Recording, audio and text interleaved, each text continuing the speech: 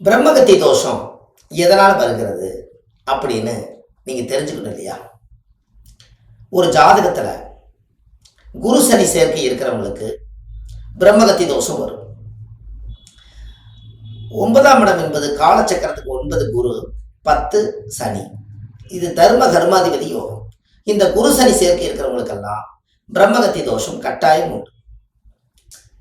அதுக்கு உங்கள் வாழ்க்கையில் இந்த பிரம்மகத்தி தோஷத்தை நம்ம சுத்தப்படுத்தணும் அல்லவா?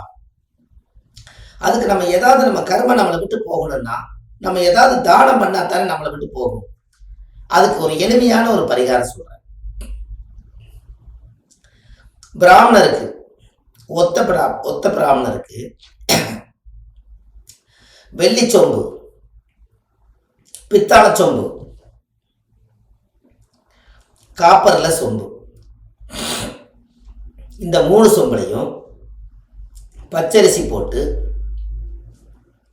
வியாழக்கிழமை அல்லது சனிக்கிழமை ஒரு புது தட்டில் மஞ்சள் வேஷ்டி துண்டு வெத்தலை பாக்கு காணிக்கெல்லாம் வச்சு, இந்த நாள் என்னுடைய பிரம்மகத்தி தோஷம் என்னை விட்டு இதோட நிவர்த்தி ஆகட்டுன்னு சொல்லி பிரபஞ்சத்துக்கிட்ட வேண்டிட்டு பிராமணர் கையில் கொண்டு போய் நீங்கள் தானம் கொடுத்துட்டீங்கன்னா அன்னையோட உங்களுடைய ஜாதகத்தில் இருக்கிற பிரம்மகத்தி தோஷம் உங்களை விட்டு போயிடும்.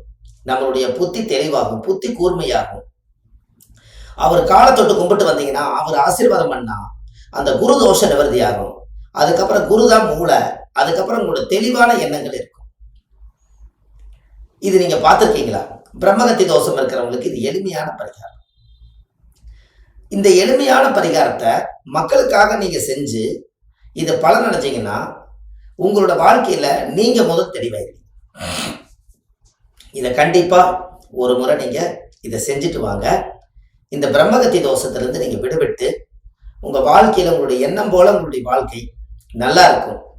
கண்டிப்பா இதெல்லாம் பாருங்க.